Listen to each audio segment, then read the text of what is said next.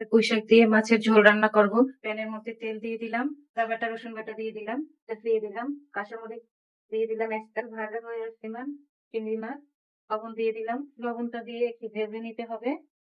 চিংড়ি মাছটা ভাজা হয়ে আসছে, এখন আমি এর মধ্যে হাফ চা চামচ হলুদ গুঁড়ো দিয়ে দিলাম, হাফ চা চামচ মরিচ গুঁড়ো দিয়ে দিলাম,